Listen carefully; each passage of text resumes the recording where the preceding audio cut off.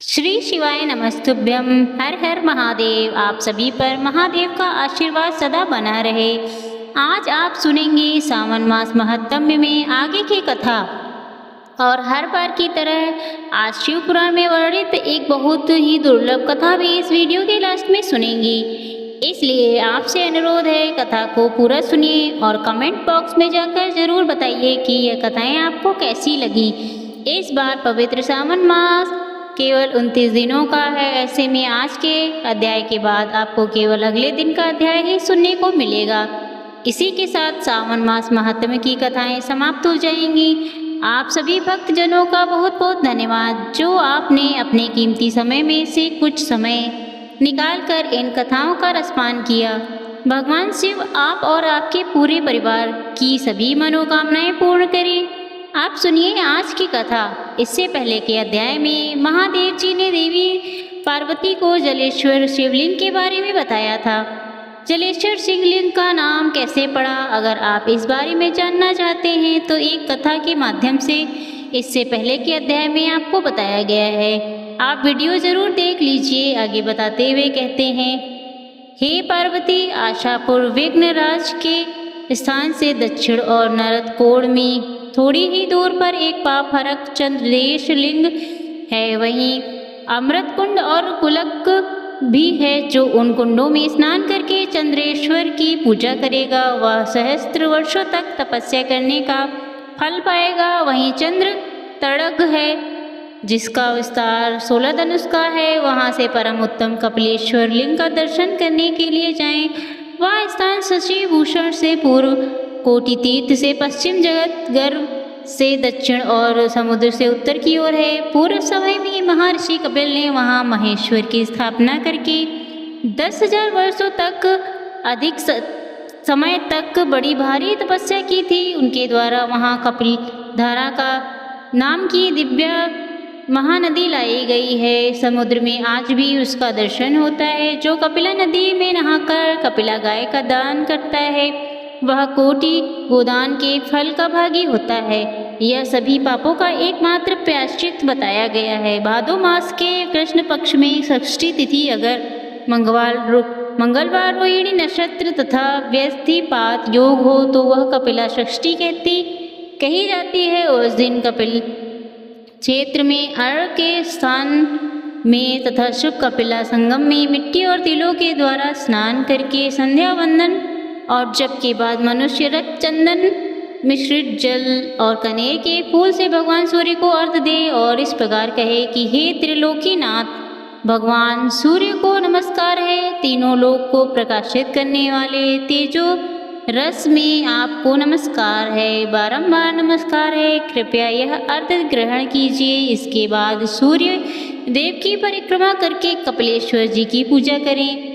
आगे बताते हुए महादेव जी कहते हैं, पार्वती स्वर्ग की इच्छा रखने वाले ब्राह्मण, क्षत्रिय, वैश्य और शूद्र जिनके देव दुर्लभ दिव्य जल का सेवन करते हैं, उन गंगा जी के मुनिजन सेवित परम मनोहर पवित्र तट पर गज नाम के एक बलवान राजा राज्य करते।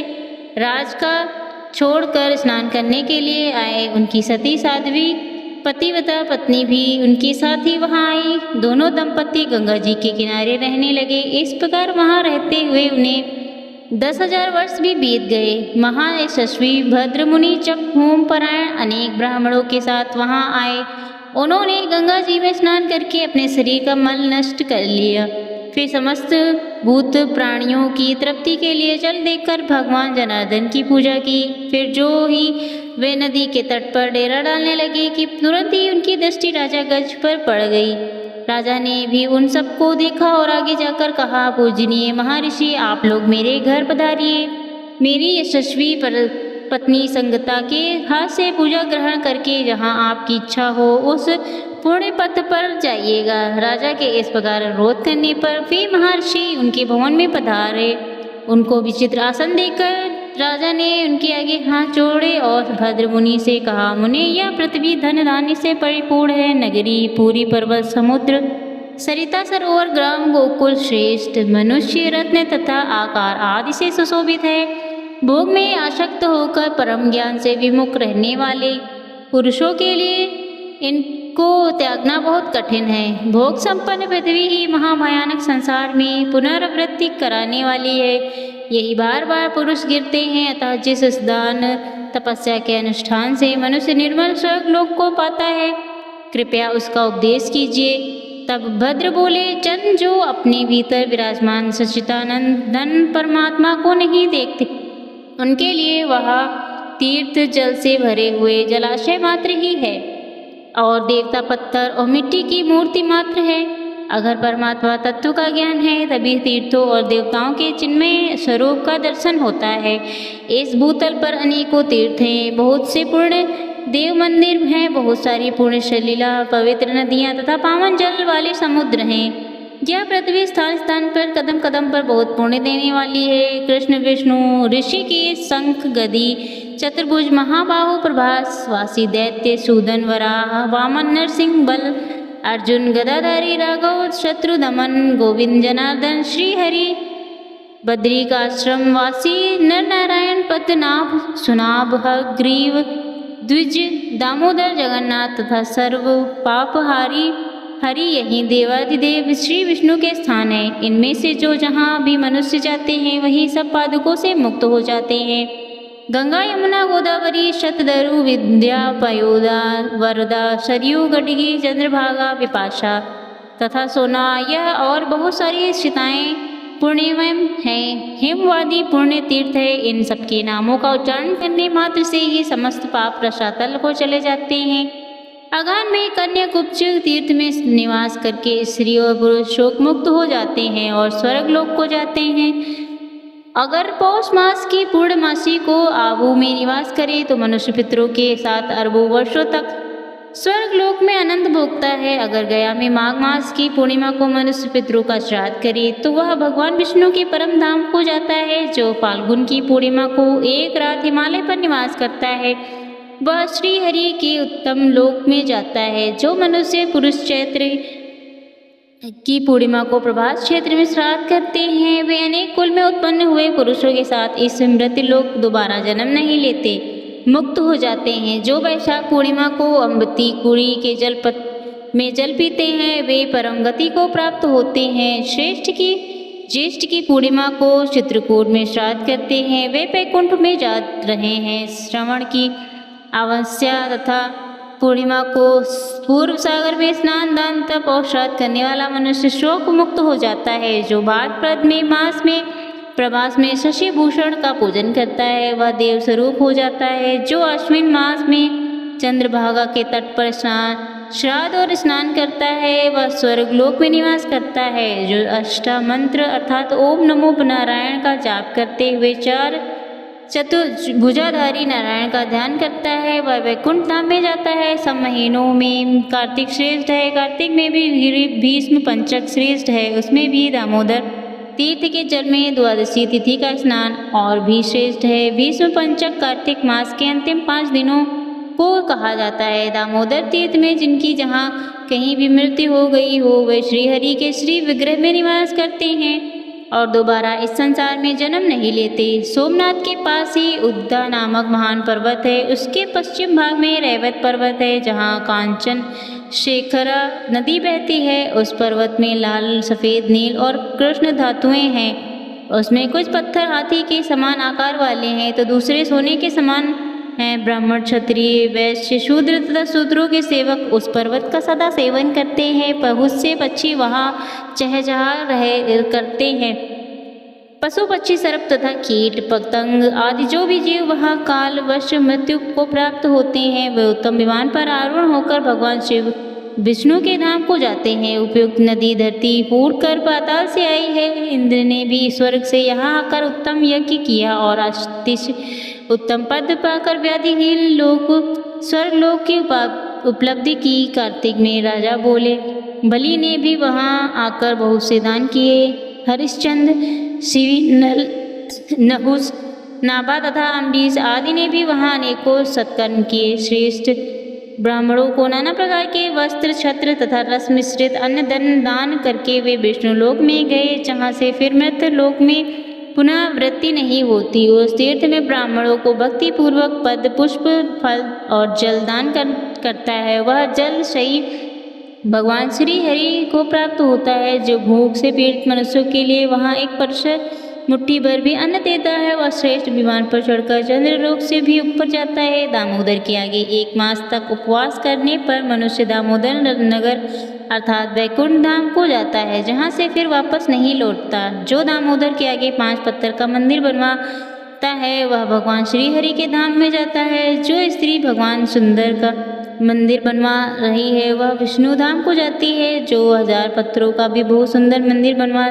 देती है वह परम ब्रह्मा को प्राप्त होता है। जो दामोदर मंदिर में पंचरंगी ध्वजा फहराता है वह उसके धंतुओं के बराबर दिव्य वर्षों तक स्वर्गलोक में निवास करता है। वहाँ से 2 कोस पर वस्त्रपत नामक उत्तम क्षेत्र है, जिसका दर्शन करने से सब पाप नष्ट हो जाते हैं और पुनरावृत्ति सहित परम धाम की प्राप्ति होती है। स्त्री या पुरुष जो भी संसार बंधन का नाश करने वाले शिव जी की पूजन करते हैं वे शिव लोक में पूजित होते हैं।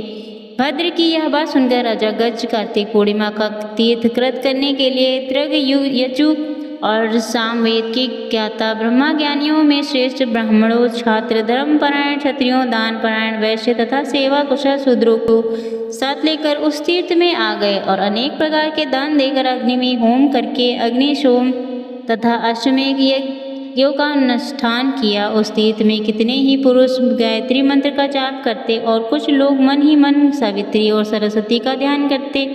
कितने ही ब्राह्मण ब्रह्मा जी के द्वारा संकलित पवित्र वैदिक सूक्तों का पाठ करते और दूसरे लोग द्वाद अर्थात ओम नमो भगवते वासुदेवाय मंत्र का जाप किया करते थे। सब शास्त्रों को देखकर और बार बार उन पर विचार करके एकमात्र यही सिद्धांत स्थिर किया गया है कि सदा भगवान नारायण का ध्यान करना चाहिए। महादेव जी के सिवा दूसरा कोई ऐसा नहीं जो गिरते हुए की सुरक्षा कर सके।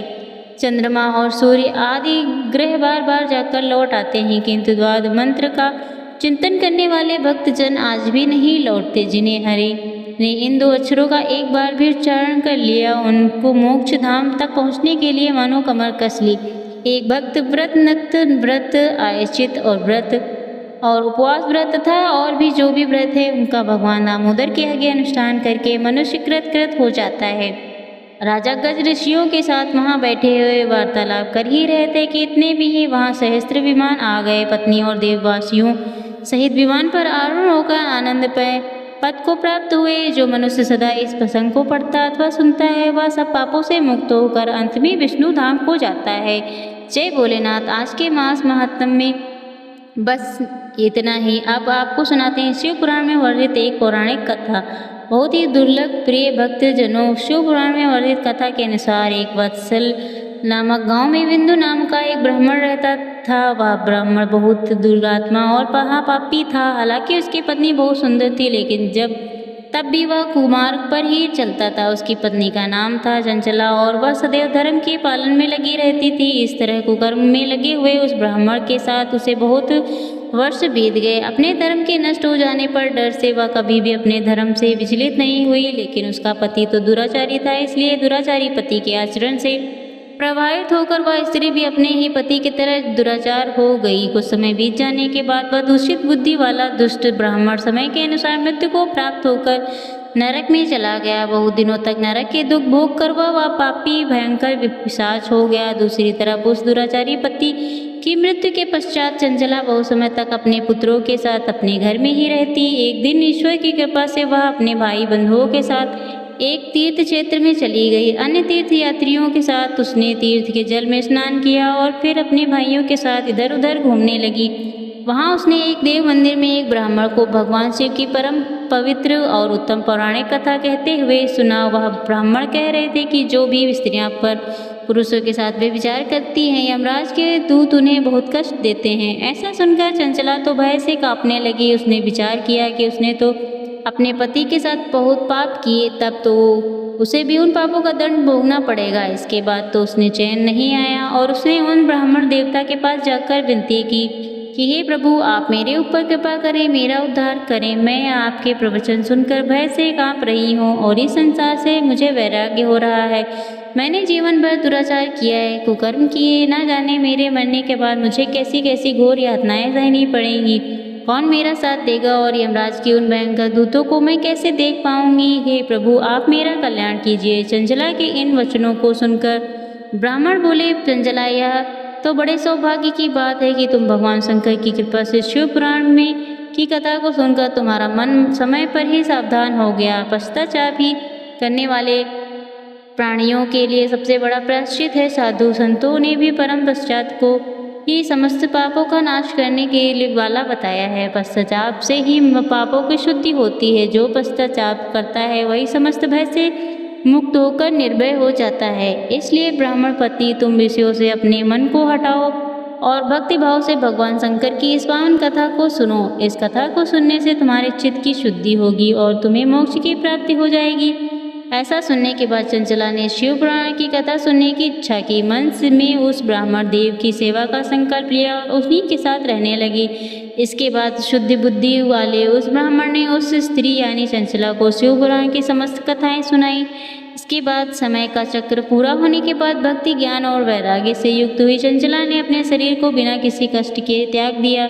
जैसे ही चंचला ने अपने शरीर को त्याग, भगवान शंकर का भेजा हुआ दिव्य विमान वहां पहुंच गया और भगवान शंकर के गणों के चंचला को उस विमान पर बिठाया और उसे शिवलोक में ले गए। वह दिव्य रूपी धारणी दिव्यांगना हो चुकी थी। चंचला ने वहां साक्षात भगवान शंकर को देखा, जिनके 5 मुख थे और हर मुख में उनकी 3 आंखें थी। भगवान के मस्तक पर चंद्रमा शोभायान हो रहा था। उन्होंने अपनी बाईं ओर माता पार्वती को बिठा रखा था। उसका सारा शरीर भस्म से भाषित था। शरीर पर श्वेत वस्त्र शोभा पा रहे थे। इस प्रकार परम उज्ज्वल भगवान शंकर का दर्शन करने के बाद वह ब्राह्मण पत्नी बहुत प्रसन्न हुई। उसने महादेव और देवी पार्वती को प्रणाम किया और उसकी आंखों में आंसुओं की अविरल धारा बहने लगी। संपूर्ण शरीर में रोमांच पैदा हो गया। माता पार्वती और भगवान शंकर ने बड़ी करुणा से उसे अपने पास बुलाया और उसकी ओर देखा। तब माता पार्वती ने चंचला को प्रेम पूर्वक अपनी सखी बना लिया। इस प्रकार जो भगवान शंकर और माता पार्वती की कथाओं लीलाओं का श्रवण करता है, वह भक्त भी माता पार्वती और भगवान शंकर को चंचला की तरह ही प्रिय हो जाता है।